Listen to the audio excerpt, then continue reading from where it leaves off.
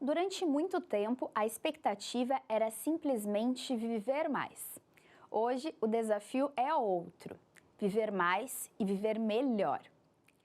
Os avanços da ciência e das condições de vida fizeram com que a população brasileira envelhecesse em um ritmo acelerado.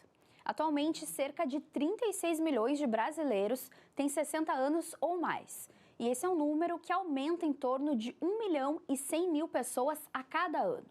Mas a verdade é que o envelhecimento vai muito além da idade. Ele envolve saúde, relações, autonomia, propósito e qualidade de vida.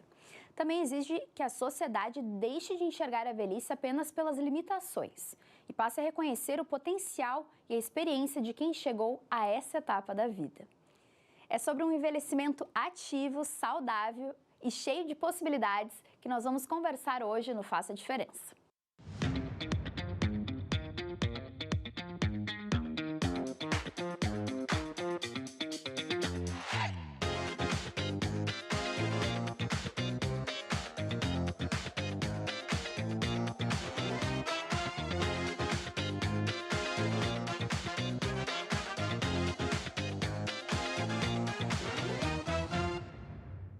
E para essa conversa, recebemos a médica geriatra e paliativista Valquíria Rodrigues de Freitas, que vai explicar como a medicina pode contribuir para o envelhecimento com mais qualidade de vida. E também a gente conversa com a psicóloga e mestre em gerontologia, Simone Burmeister, que vai nos ajudar a entender os aspectos emocionais, sociais e psicológicos dessa etapa da vida.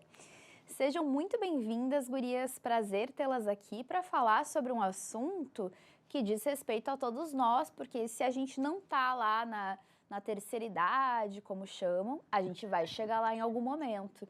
Então, queria primeiro, antes da gente bater muito papo sobre isso, que você se apresentasse um pouco mais, explicasse, né, o que é uma médica paliativista também, que eu acho que é interessante e diz muito respeito a essa etapa da vida. Então, começo contigo, Valquíria. Bem-vinda. Olá, bom dia, tudo bem? Um prazer estar aqui conversando com vocês, um assunto extremamente relevante. E, bom, eu sou médica, geriatra e paliativista. Significa que eu tenho essas duas formações, né? A geriatria é a medicina que cuida da longevidade dos idosos. A gente fala que seria a partir dos 60 anos, mas, na verdade, tenho pacientes que eu acompanho a partir de 40 anos, pessoas que tenham uma preocupação maior mesmo em promoção de saúde, né? E já se preparar ao longo de todos os anos para uma longevidade, para um envelhecimento saudável e funcional. E o cuidados paliativos é uma área já muito bem estabelecida que tenta cuidar também do indivíduo na sua integralidade, né?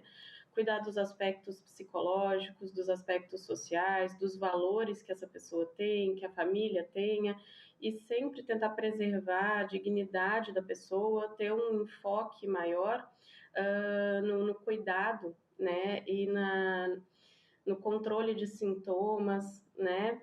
E é um cuidado que ele inicia, geralmente a gente fala quando a pessoa tem um diagnóstico de uma doença crônica que não teria uma perspectiva de cura.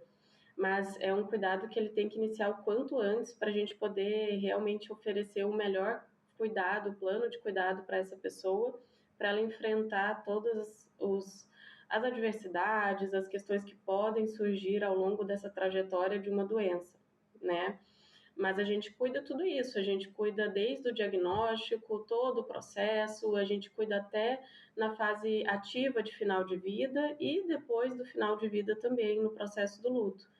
Então, é uma área que vem muito a integrar e que tem muito a ver com a geriatria em si, por isso que eu me interessei muito pelas duas áreas, que são complementares e hoje em dia eu acredito que não existe como eu fazer geriatria sem cuidados paliativos. Sem dúvida, é uma área muito bonita. Já fizemos um programa aqui só sobre isso, porque ano passado, se não me engano, foi lançada a Política Nacional de Cuidados Paliativos aqui no nosso país. É um assunto muito novo, eu acho, ainda para as pessoas, mas é uma área muito bonita e que, sem dúvida nenhuma, complementa muito a área da geriatria. Agora eu vou passar para a Simone, que eu também gostaria que tu te apresentasse um pouco mais para a gente, Simone, para daí sim a gente começar a bater papo bastante, mas também, né, falando um pouco da tua área, como a psicologia entra nessa etapa da vida. Bem-vinda! Oi, obrigada pelo convite, muito bom estar aqui, também compartilhando aí com a doutora Valquíria. A gente tem uma cultura bastante forte de cuidados físicos, né? Então as pessoas, em geral, elas se preocupam com as doenças a partir das dores no corpo, enfim, dos sintomas que vão surgindo, e a parte emocional muitas vezes fica delegada assim a um segundo plano, né? Deixada em segundo plano. E a gente sabe que as questões emocionais, elas nos acompanham durante a vida toda, então podem surgir conflitos familiares no envelhecimento, podem surgir conflitos mesmo em relação ao luto, à morte, como disse a doutora Valquíria também. Então, todos os aspectos psicológicos, cognitivos, emocionais, a psicologia pode dar conta e ser um suporte tanto para a pessoa que está passando pelo processo do envelhecimento, quanto para a família, que muitas vezes também precisa de um suporte.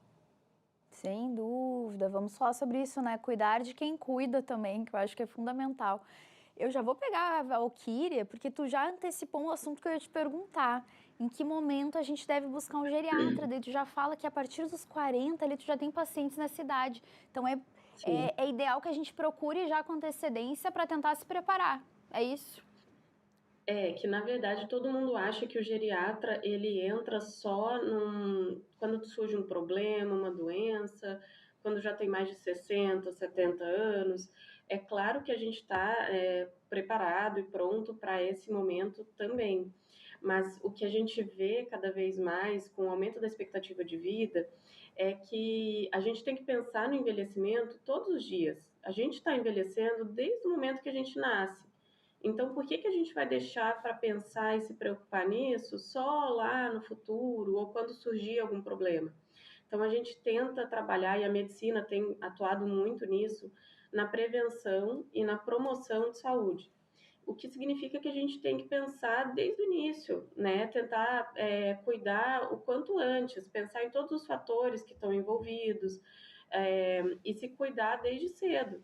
Então, por isso que eu falo, né? E eu fico muito feliz quando eu recebo pacientes mais jovens, né? 40, 30 e poucos, porque às vezes também o que a pessoa busca é um cuidado integral, porque existe aquela medicina de você ter vários médicos, ou até não só da área da medicina, né? Os psicólogos, os psiquiatras, fonoaudiólogo, nutricionista, mas você tem vários profissionais, fisioterapeuta, são várias partes, né? Meio fragmentado. Então, a geriatria, a gerontologia, ela tem essa percepção de um cuidado integral e mais que a gente consegue coordenar todas essas frentes, né? Então, às vezes as pessoas buscam justamente por isso, porque estão cansadas de terem tudo fragmentalizado e querem ter uma coordenação, um cuidado mais integrado. E o geriatra ele surge com essa frente, assim, esse cuidado que vai olhar todos os aspectos. Vai olhar o aspecto físico, vai olhar o aspecto psicológico, vai olhar a questão social, vai olhar a questão econômica, então vai tentar ver todas essas frentes e integrar tudo isso, né, de uma maneira mais coordenada, mais dinâmica. Então isso facilita o cuidado da pessoa e deixa as coisas um pouco mais personalizadas, um plano de cuidado mais integral. Uhum. Me parece também um plano mais humano, né? Mais próximo daquele paciente, muito bonito. Simone, ela falava assim: a gente nasce, a gente já começa a envelhecer.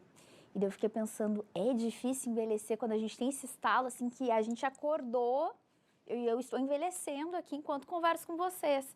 Por que é tão difícil encarar o envelhecimento? De novo, eu antes falei um pouquinho do aspecto cultural, porque culturalmente a juventude é muito valorizada.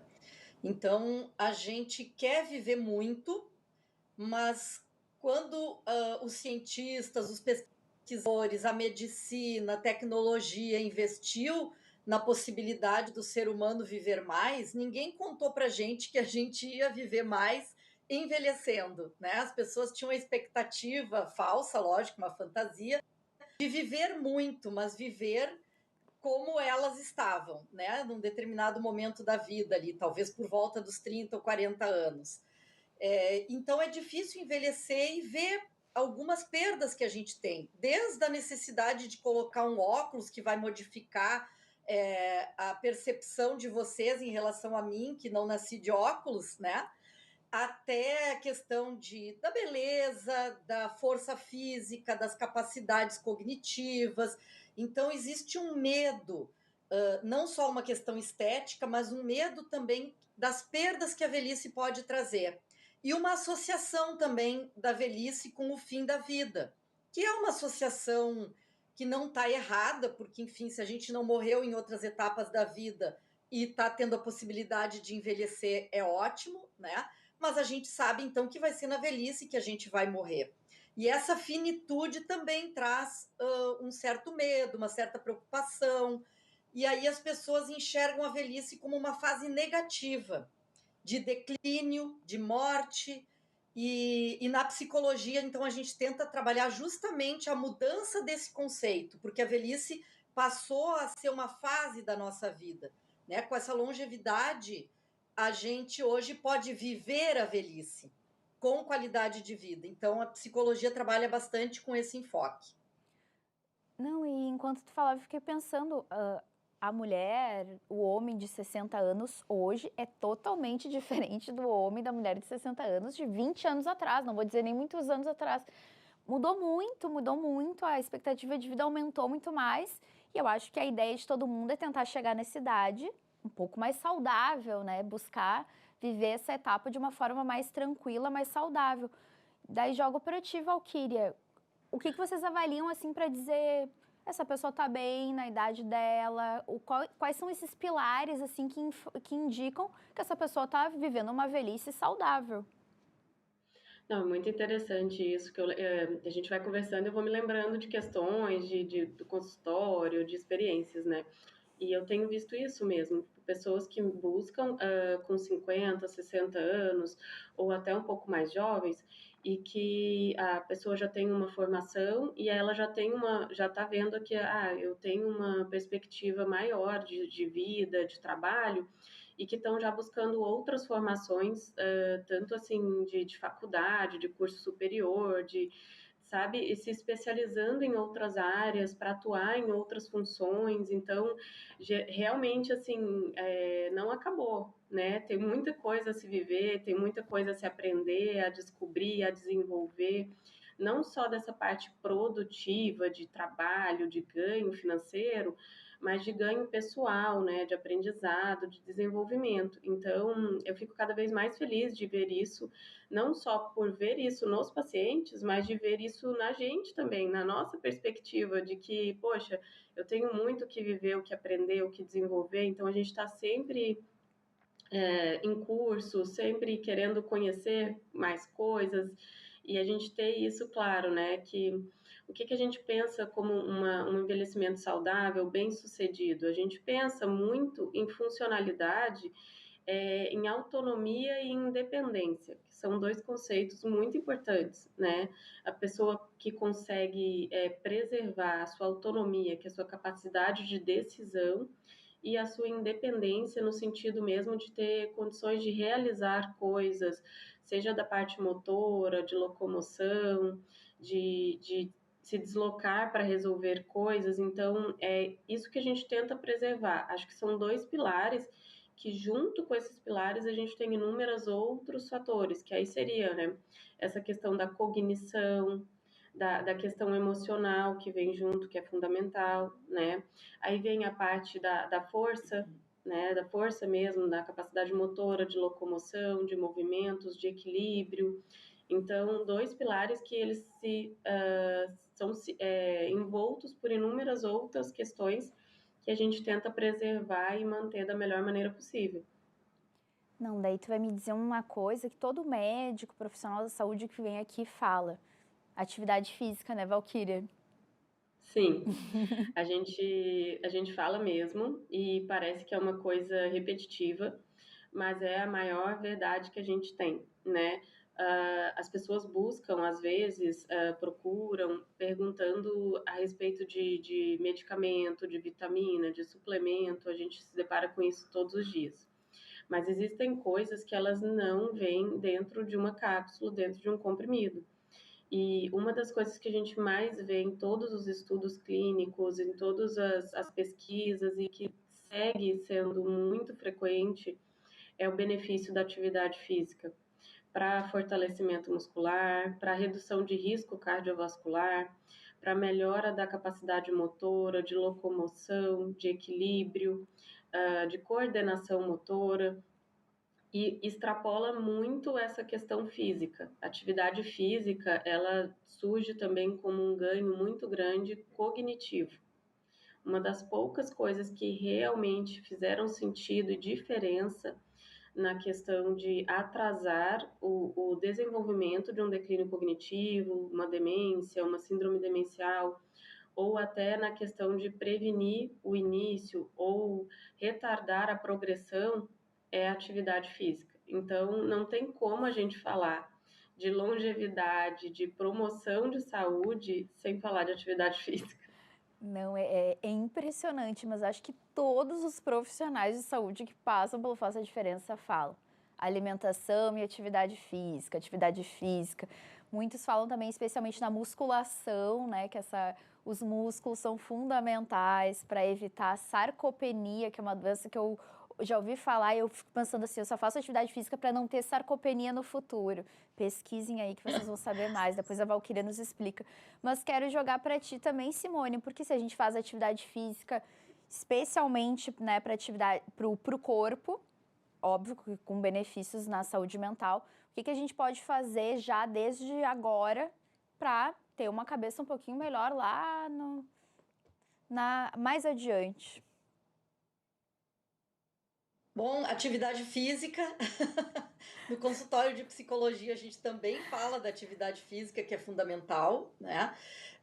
Mas a gente fala muito da questão social, porque também no consultório os idosos vêm perguntando a respeito de palavras cruzadas, vêm perguntando como não se deixar pegar, né, pelas perdas cognitivas, se leitura, o que a gente faz, que tipo de exercício a gente faz.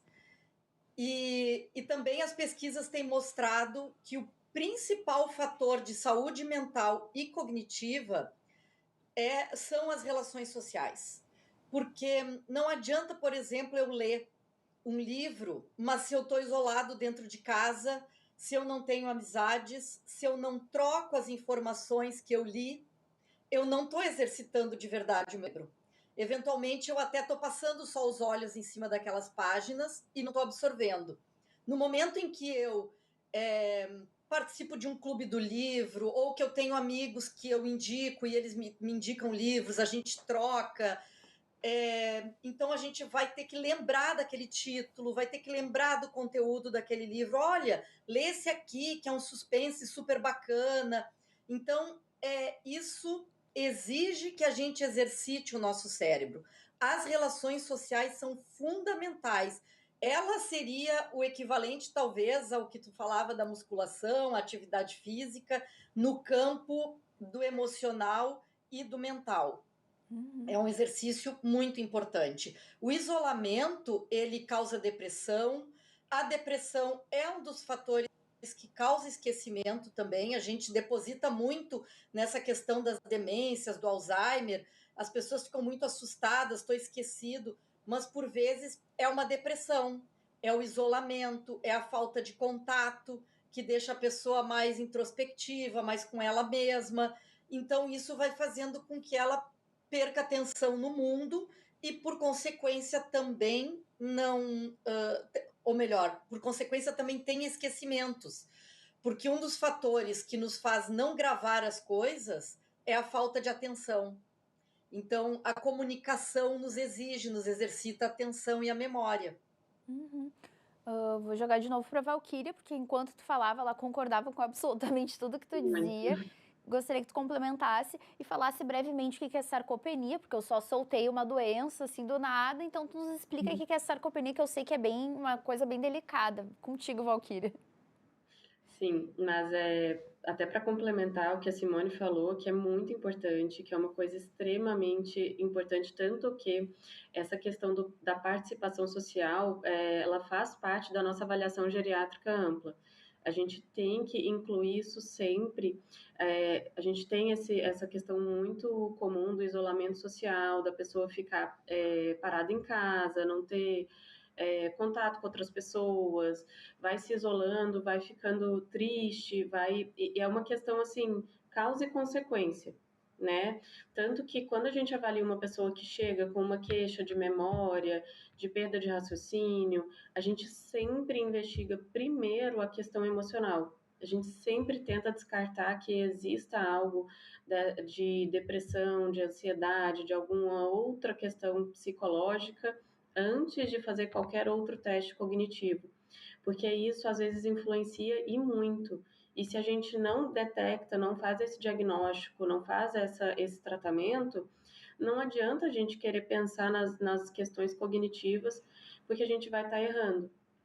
Então, é muito importante. E aí, quando a gente pergunta da participação social, a gente sempre vê, e eu tenho visto, ainda bem, eu tenho visto no consultório, algumas pessoas que fazem algum tipo de atividade filantrópica ou que fazem alguma atividade em grupo, seja de crochê, seja de leitura, seja de alguma coisa associada à religião, né, que tenha encontros mensais, encontros quinzenais, para conversar, ter uma atividade em conjunto, né, ou em prol de si mesmo, ou em prol do outro, né, uma atividade filantrópica, mas que fazem encontros mensais, semanais de amigos do passado, de amigos do trabalho, mesmo já estando aposentados, mas que se reúnem, às vezes em associação com familiares, às vezes são só amigos mesmo, mas isso é fundamental, essa troca de conhecimento, essa conversação, ou seja por uma leitura, seja em prol de um bem comum, mas isso é muito importante para exercitar o raciocínio, para exercitar a linguagem, o vocabulário, e tem um ganho extremamente grande, não só para essa questão cognitiva, mas muito para a questão emocional, que entra naquilo que a gente fala, e a Simone vai poder dizer até melhor, que é a questão do propósito de vida, né? Que a pessoa começa a enxergar um propósito maior de vida, de ter relações, de ter amizades, né? E isso faz toda a diferença, né? No envelhecimento, no dia a dia da pessoa mesmo. Então, é uma coisa extremamente importante. E aí, falando da sarcopenia, né? A sarcopenia é uma alteração muito importante que a gente tem no músculo, tanto em questão de força muscular, quanto em questão, né, da massa muscular em si, na questão da quantidade de massa muscular e da qualidade dessa massa muscular, que aí envolve a questão da força. A gente sabe que ao longo do envelhecimento, desde os 30 anos de idade, a gente tem uma modificação da estrutura muscular esquelética, que a gente fala, que é esse músculo mesmo de força dos nossos membros. Então, é um processo natural que faz parte do envelhecimento, a gente perder estrutura de massa muscular e a gente ganha gordura. A gente tem o que a gente chama de uma lipossubstituição, que é muito importante, porque diferente do tecido muscular, o tecido de gordura ele não tem força, ele não tem a mesma capacidade metabólica. Isso significa que a gente está perdendo capacidade de força, capacidade de fazer, realizar certas coisas, ganhando gordura. Então, a gente luta muito em prol disso, de melhora da força, de atividades que realmente trabalham a força muscular. Claro que um plano de exercícios ele vai envolver questões de equilíbrio, coordenação motora, o exercício aeróbico, mas a gente não pode deixar de preocupar com a questão da força muscular, da musculação mesmo, que a gente sabe que não tem contraindicação. A gente orienta que a pessoa tenha um educador físico, um fisioterapeuta, um profissional que tenha o conhecimento para poder elaborar esse plano de exercícios que seja completo, para conseguir incluir todas essas questões e que seja voltado para a capacidade da pessoa, para ter em vista, assim, se já existe alguma limitação na questão de articulação, que tenha que trabalhar mais alguns grupos musculares, que tenha que diminuir o impacto em certas articulações, mas respeitando essas particularidades, a gente não tem contraindicação, a gente pode mesmo realizar a musculação de uma maneira supervisionada, acompanhada para evitar lesões e problemas, mas que não existe uma contraindicação, né? Que a pessoa tenha mesmo que ganhar a massa muscular, aumentar o número, uma maneira quantitativa ali de massa muscular e qualitativa da força,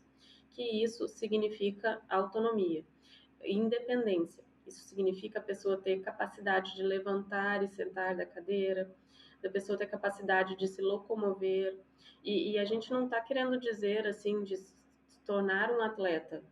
Claro que acontece, é maravilhoso, é muito bem-vindo, mas a gente está dizendo de pequenas coisas do dia a dia, né? De levantar, de sentar, de ir ao banheiro sozinho, de poder brincar com o seu neto, de poder fazer uma jardinagem que as pessoas gostam tanto, sem ter um risco, né? De fazer uma lesão, uma distensão muscular, é liberdade e independência, é isso que a gente quer.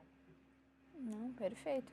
Eu ia dizer isso, tem vezes que eu brinco assim, eu faço atividade física agora para no futuro eu poder carregar os meus netinhos no colo, quem sabe.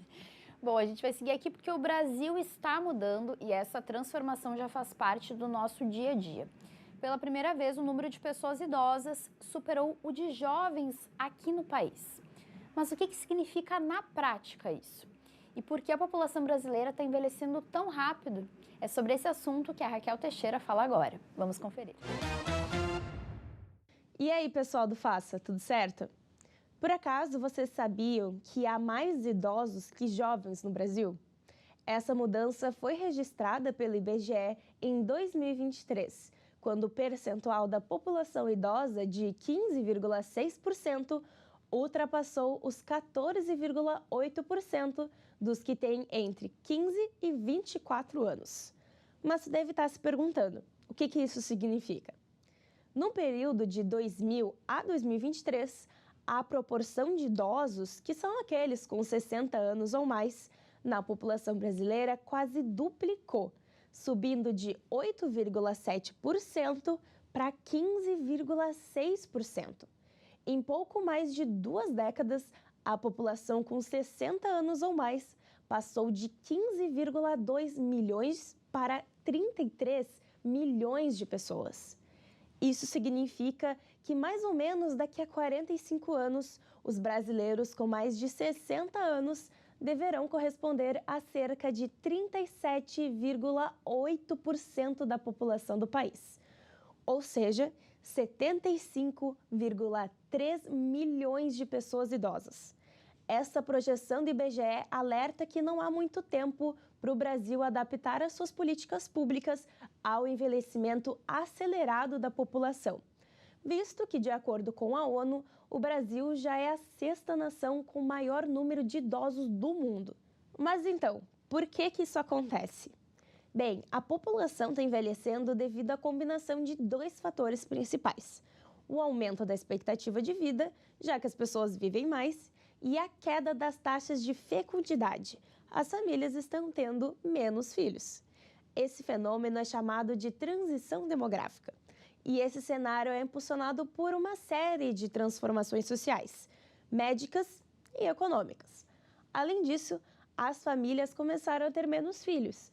Isso acontece por vários motivos também: maior acesso à educação, principalmente para as mulheres, urbanização, entrada da mulher no mercado de trabalho, uso de métodos contraceptivos e a mudança nos costumes.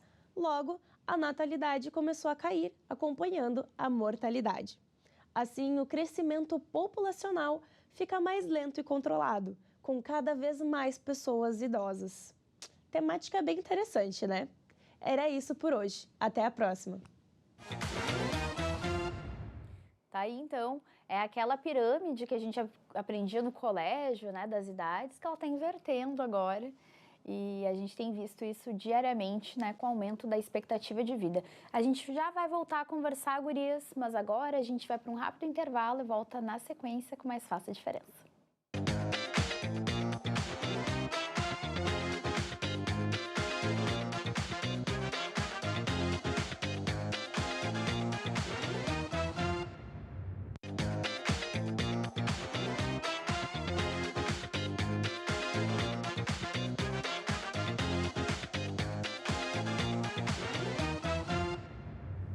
Estamos de volta com o Faça a Diferença. Hoje o nosso tema é envelhecimento, longevidade com saúde. Continuam conosco a médica geriatra e paliativista Valquíria Rodrigues de Freitas. E também a psicóloga e mestre em gerontologia Simone Burmeister. Bom, a gente já continua conversando, mas antes a gente vai assistir uma reportagem bem especial, porque o cérebro também precisa de exercício, como a gente já falou no primeiro bloco. Assim como o corpo, ele pode ser estimulado para manter funções como a memória, atenção e linguagem ao longo do envelhecimento. No Instituto do Cérebro da PUC, aqui em Porto Alegre, um programa mostra que aprender a conviver e se desafiar pode fazer toda a diferença na qualidade de vida das pessoas idosas. Acompanhe na reportagem.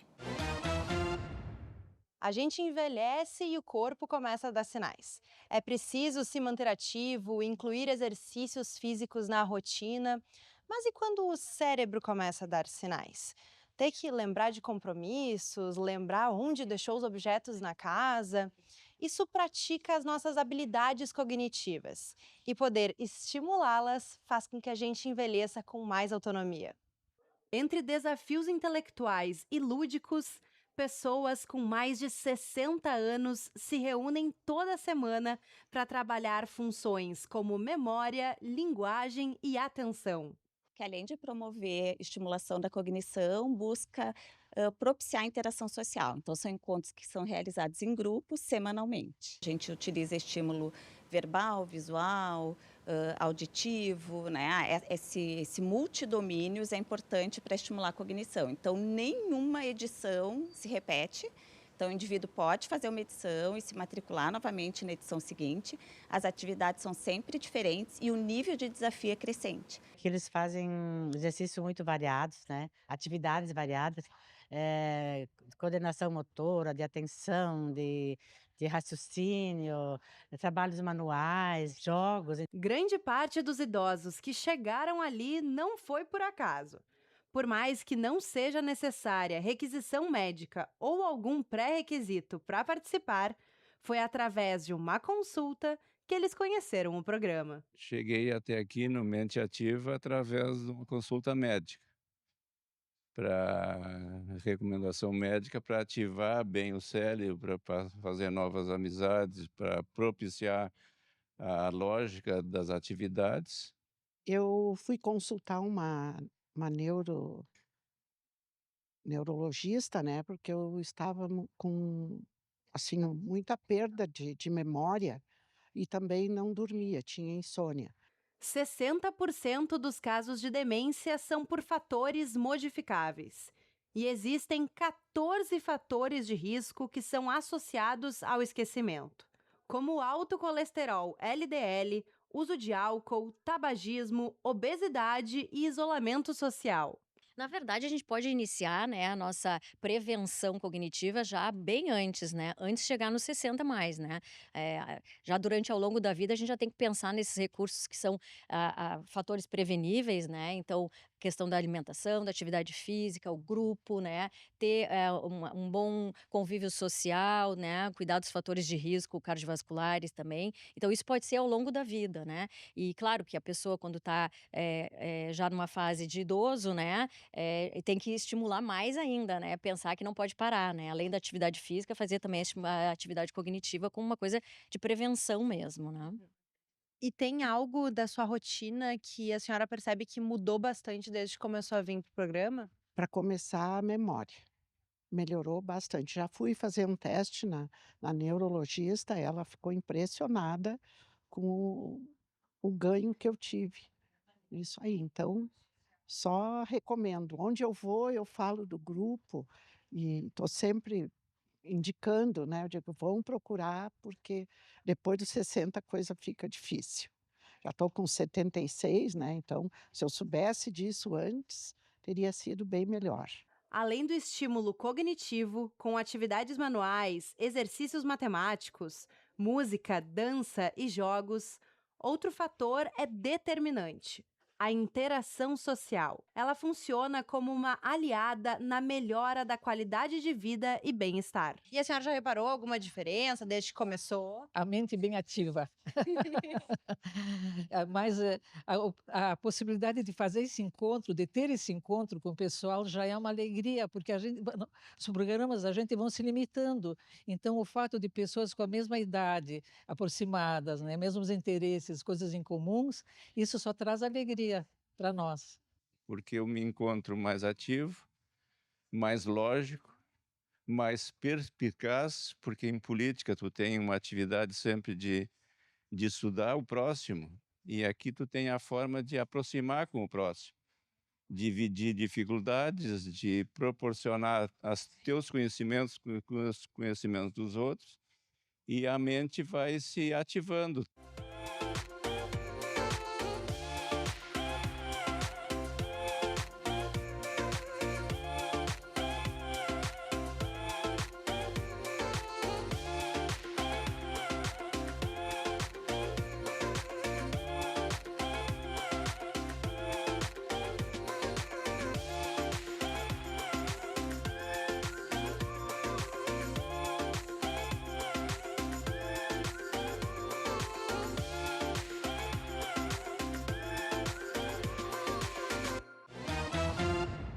Tá aí então essa reportagem especial. Muito obrigada à equipe da PUC que nos recebeu com tanto carinho. E a gente segue aqui e vou passar para a Simone, porque sei que onde tu trabalhas tá rolando uma formação de acompanhantes terapêuticos para apoio de pessoas idosas. E eu acho que a gente volta naquilo de que a pessoa que vai estar com aquela pessoa idosa, ela também tem que ter uma qualificação, ela também tem que ser acompanhada psicologicamente, porque para quem está acompanhando uma pessoa idosa não é nada fácil. Queria que tu falasse um pouquinho sobre isso, Simone. Então, que bom tocar nesse assunto, assim. A gente percebeu essa necessidade no mercado, né? Porque a gente foca muito nos idosos que têm total autonomia e independência, que são idosos que dirigem, que moram sozinhos, que fazem suas compras, que viajam, enfim, que têm toda essa qualidade de vida que a gente está falando aqui, né? E na outra ponta, a gente tem os idosos com alguma fragilidade, com necessidade de cuidados, seja por questões cognitivas ou físicas, ou até as duas. Então, ter um cuidador que ajude na alimentação, na higiene pessoal, nos cuidados do dia a dia, muitas vezes até 24 horas, né? E a gente tem ali no meio um grupo de pessoas idosas para o qual a gente tem um olhar menos atento, talvez, né? Que são aqueles idosos que precisam de algum suporte, mas não são pessoas dependentes. Então, um exemplo seria uma pessoa com um quadro de depressão, que está muito isolado em casa, que não está conseguindo reagir, pode ser muito beneficiado de um acompanhante terapêutico. Ele não precisa de um cuidador, mas também ele não está podendo ficar completamente sozinho, independente. Então, o acompanhante terapêutico é uma pessoa preparada para desenvolver atividades com essa pessoa idosa, no sentido de estimular, de motivar, de trabalhar a reinserção social. Então, o acompanhante terapêutico ele tem um plano de trabalho, um plano terapêutico. Ele não está ali para cuidar, né? É uma relação um pouco diferente. E sim, todos esses profissionais vão precisar de uma preparação especial, né? Até para saber preparar o plano, para não infantilizar a pessoa idosa, para considerar a opinião dessa pessoa, para lidar com as questões das diferenças entre o desejo dessa pessoa idosa e o que a família imagina, o que a família espera do trabalho desse acompanhante terapêutico. Então, é uma situação assim que exige bastante preparo realmente desse profissional. Sem dúvida. Eu queria passar também para a Valquíria, porque no teu consultório tu recebe o idoso e muitas vezes tu vai receber o filho, né, o neto que vai ali junto na consulta, e tem vezes que existe uma resistência, né, das pessoas idosas a serem cuidadas. Queria que tu falasse um pouco sobre isso, porque eu achei engraçado o que a Simone disse do infantilizar o idoso, e a gente tem essa tendência, acho, muitas vezes. Sim, na verdade, assim, a pessoa ela começa a perceber que tem alguma limitação, que tem alguma dificuldade, e isso gera um pouco de tristeza, isso gera quase como uma negação mesmo, porque pensa, uma pessoa que sempre viveu, que foi autônoma, independente, foi uma provedora do lar, que cuidou de vários filhos, que tinha uma vida extremamente produtiva, ativa, dinâmica, e de repente vai perdendo algumas capacidades, algumas condições que limitam essas ações. Então, e a família às vezes não consegue lidar bem com essas questões, e por uma questão de cuidado excessivo, bem intencionado, né? Mas ao mesmo tempo acaba limitando muito a pessoa, por querer cuidar de segurança, evitar quedas, evitar agravos, acaba limitando muito a pessoa nessa questão dessa autonomia dela, né, de poder escutar o que a pessoa quer, o que a pessoa pensa, valorizar a potencialidade que a pessoa ainda tem de decisão e de capacidade mesmo de ação. Então, isso vai gerando um conflito muito grande entre os familiares, entre os cuidadores, que às vezes não é só o filho, a neta, às vezes é um cuidador mesmo, um profissional que está ali trabalhando, mas todas essas pessoas que fazem parte da rede de cuidado, né, pode ser um vizinho, pode ser um amigo, pode ser um cuidador, pode ser um familiar, essas pessoas elas estão ali e elas têm que ter um preparo mesmo, no sentido de entender. Acho que o que mais é importante é a pessoa conhecer o idoso, conhecer e valorizar a sua história de vida, os seus valores, os seus gostos, as suas preferências, justamente para tentar potencializar o que tem de bom e estimular o que tem de bom, o que pode ser feito, o que ainda pode ser desenvolvido, e respeitando essa pessoa, respeitando a sua condição humana, a sua história de vida, os seus valores, mas para não limitar isso de uma maneira tão grande a ponto da pessoa se sentir refém daquela situação e que gere ainda mais tristeza, gere mais limitação, gere mais isolamento.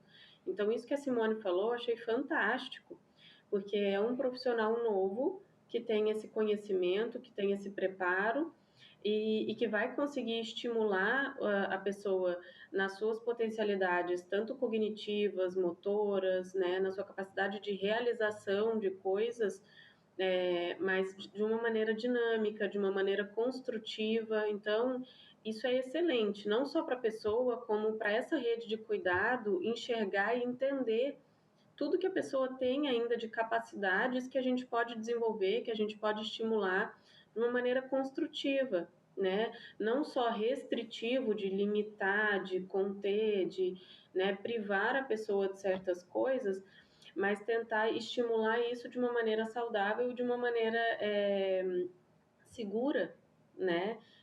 Que às vezes acho que não é que seja uma má intenção da família, né? A intenção é o cuidado, mas às vezes acaba gerando limitações e restrições, e a pessoa, claro, vai ficando cada vez mais limitada, vai ficando mais presa, vai se sentindo, né, sem liberdade e sem capacidade de escolha, porque é muito difícil. Quem convive com idoso sabe que a expectativa é uma, a realidade é outra, né? Você tem uma lentificação na realização de atividades, você tem uma limitação em algumas atividades, então o dia a dia é difícil, né? Não é fácil. São muitos desafios.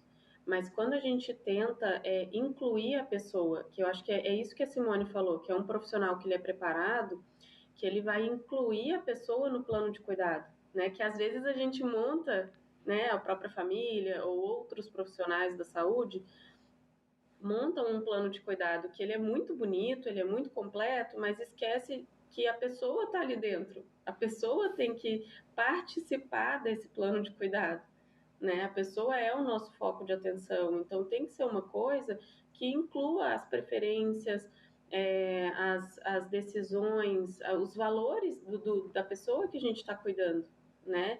E acho que esse profissional que a Simone falou, ele tem essa capacidade, né? Eu achei maravilhoso isso. Não, uma baita novidade que a gente colocou aí na tela, para que as pessoas saibam mais, busquem também o CEF. E essa também é uma forma, né, da gente poder estimular um pouco a autonomia dessa pessoa, mas sem cair muito na superproteção, né, Simone? Exatamente, eu estava aqui sacudindo a cabeça, né, concordando com a Valquíria, porque eu sou terapeuta também de família, né? E muitas vezes as pessoas idosas e as famílias vêm para o consultório também nessa busca de equilíbrio entre o cuidado e a autonomia. Então, é muito importante isso que a Valquíria traz, né? Porque na tentativa de proteger a pessoa idosa, existe um excesso e uma limitação. E muitas vezes a própria família causa, sem intenção, é óbvio, um problema, uma dificuldade, um isolamento maior. Então, existe a necessidade deste equilíbrio. O acompanhante terapêutico, por isso que eu disse que ele não vem para cuidar, ele vem para desenvolver e para promover essa autonomia. Então, tudo tem que ser muito combinado com a pessoa idosa e com a família, para que a família também não fique muito assustada. Mas agora ele está querendo fazer tal coisa sozinho. Bom, a ideia do trabalho do acompanhante terapêutico é essa, poder desenvolver e manter as habilidades, manter os interesses, as capacidades, estimular. A gente teve ali no pós-pandemia uma situação bastante peculiar, assim, né? Muitos idosos que ficaram aqueles 2 anos ali, 2020, 2021, isolados, eles adquiriram uma espécie de medo, de assim, incapacidade de sair à rua, já não queriam mais, se acomodaram dentro de casa. Então, esse seria um momento em que o acompanhante terapêutico teria uma atuação bem importante em inserção social, né? Então, percebendo isso, a gente está promovendo esse curso, organizou, então, as aulas, né, para preparar profissionais para esse mercado, para essa necessidade de alguns idosos e de algumas famílias. Valquíria, acho que um dos principais medos do envelhecimento para muitas pessoas são as mudanças cognitivas. A gente tem muito medo do Alzheimer e todas essas demências. E acho que deve ser muito difícil para uma família perceber que a pessoa que tu tá ali, que tu ama, que tu convive, está tendo alguns sintomas que indicam aquilo. Em que momento essa família, essa pessoa que talvez ela esteja sentindo que tem algo errado, deve pedir ajuda e deve buscar o atendimento de um geriatra?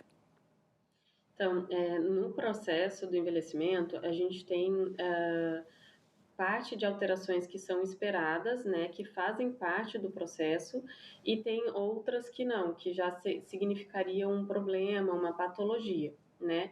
Então, a gente sabe que com o envelhecimento, o reflexo vai ser diferente, o tempo de ação vai ser diferente, o raciocínio, a memória podem não ser as mesmas de quando uma pessoa é jovem, normal, né, até certo ponto. Então, o que a gente geralmente orienta é observar quando essa alteração de memória, de raciocínio, de capacidade começa a afetar o seu dia a dia.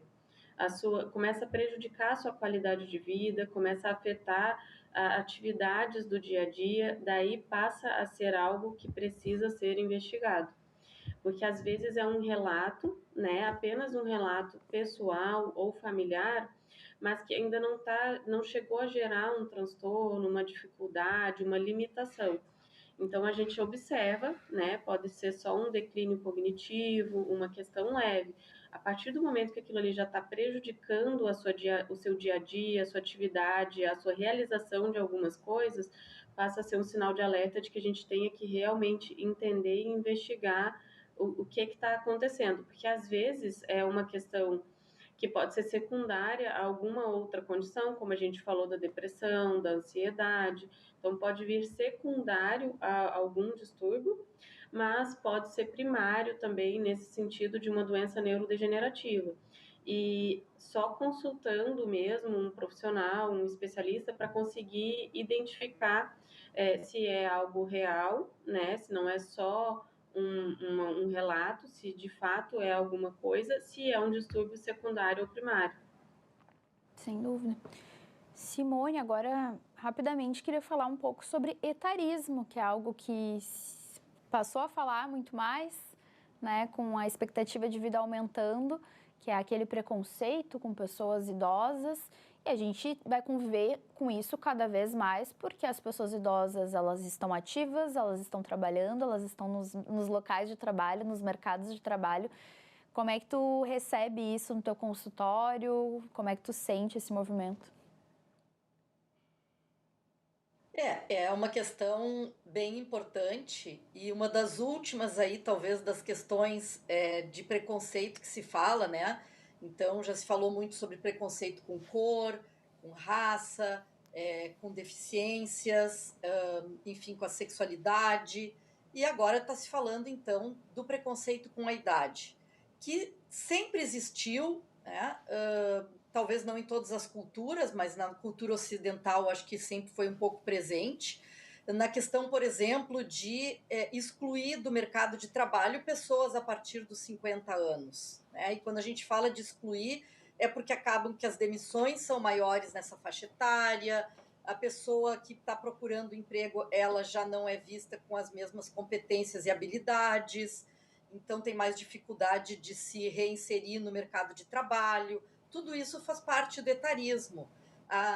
Até mesmo a identificação que se faz da pessoa idosa, achando que ela já não tem mais determinadas capacidades. O xingar uma pessoa 60 a mais no trânsito, por exemplo. O achar que no supermercado, o que essa pessoa está fazendo aqui nessa fila? Ela que vá para a fila do 60 a mais, né? Como se ela não tivesse escolha, como se ela tivesse incapacidade. Então, tudo isso a pessoa idosa sente. Muitas vezes esse tema do consultório justamente nessa sensação de desqualificação, a pessoa não se sentir respeitada, representada, né? E existe um fator importante também, que é das próprias pessoas idosas. A gente não quer ser chamado de velho e de idoso, mas a gente sabe que se não existem velhos, também não existe porque a sociedade dá espaço para eles. Então, se eu não me considero velha, como eu vou buscar o meu espaço na sociedade, né? Então, a gente precisa assumir a nossa velhice, assumir o nosso 60 a mais, para poder mostrar que essas pessoas têm sim valor, que elas têm como contribuir, que elas estão inseridas na sociedade, que elas namoram, que elas casam, que elas vão a bares, restaurantes, que elas dirigem, que elas trabalham, que elas tocam a sua vida, né? Então, a gente precisa criar um orgulho em relação ao envelhecimento para combater o etarismo. Sem dúvida, sem dúvida. Bom, gurias, a gente está quase chegando no final do nosso programa, mas eu queria assim, que vocês deixassem uma mensagem final e quem sabe talvez um conselho para quem ainda não chegou lá. Alguém assim, ó, como eu tenho 33 anos, mas quero me preparar. Então, que conselho que vocês dariam e uma mensagem final, Valquíria? Nossa, difícil, mas assim, acho que o que mais importante que a gente falou é pensar no envelhecimento todos os dias.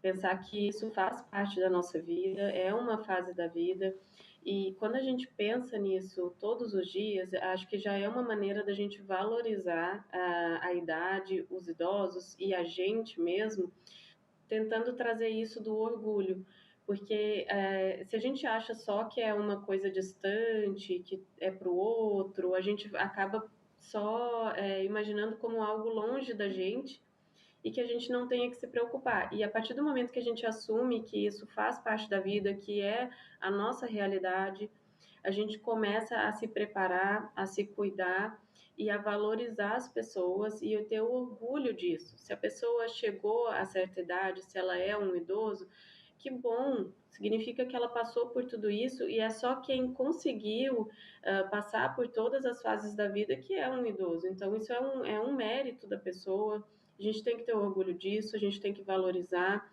e a gente tem que se preparar e se cuidar todos os dias em prol desse envelhecimento bem-sucedido, em prol dessa longevidade. Então, não é só ver lá como um futuro distante, é começar hoje, nas nossas ações do dia a dia, mostrando o nosso respeito ao idoso, à pessoa idosa, para que isso sirva de exemplo para os nossos filhos, para os nossos netos, para toda a sociedade. Acho que a gente tem que agir muito nisso, assim, no nosso exemplo, no que a gente faz, mostrando isso no dia a dia, para que todos consigam ver e que isso sirva de exemplo da nossa valorização da pessoa, da sabedoria, da história de vida, dos seus valores. Então, acho que é isso, assim, colocar isso no dia a dia, na prática diária, não só na promoção de saúde, mas do respeito ao idoso, da integração do respeito e do convívio, para que isso passe a fazer parte mesmo do dia a dia das pessoas. Perfeito. Simone, uma mensagem final para todos nós. A Valquíria falou tão bem, né? É difícil agora pensar em mais alguma outra coisa. Mas, como eu falei antes das relações, eu acho que manter relações saudáveis ao longo de toda a vida é muito importante. Também pegando esse gancho, né, da prevenção, a gente costuma dizer na psicologia que a gente envelhece conforme a gente vive. Então, ninguém fica chato na velhice, ninguém fica teimoso na velhice. A gente é aquilo que a gente é e a gente vai levando com a gente todas as nossas características na velhice também. Então, se a gente buscar melhorar, inclusive, a nossa personalidade, o nosso jeito de ser, no convívio, na relação com as pessoas, né? Então a gente vai se construir uma pessoa idosa interessante, simpática, com bons amigos, com interesse da família. Muitas pessoas trazem esse medo de que a família se afaste porque eu vou virar uma velha chata. Então, bom, o que eu posso fazer para não... Né? O que eu posso fazer para ser uma pessoa interessante, que as pessoas continuem com vontade de encontrar? Eu acho que a gente também tem que pensar ao longo da vida. Então, além dos aspectos físicos, da saúde cognitiva, de manter o aprendizado, o desenvolvimento, acho que pensar também no emocional e nas relações é fundamental para uma velhice saudável e para ser atraente também na velhice. Perfeito, muito interessante. Eu tava dando risada aqui dessa reflexão, realmente, né? Porque as pessoas adoram associar a velhice à chatice, à teimosia, né? Ah, os velhos são todos teimosos. Não, ela já era antes. Muito legal. Adorei conversar com vocês, gurias. Obrigada a vocês e obrigada a você que nos acompanha. A gente vai ficando por aqui. Lembrando sempre que você pode ver o nosso programa também no YouTube aqui do Parlamento Gaúcho. Nos vemos na próxima semana, quando a gente traz outro assunto que pode fazer a diferença. Tchau!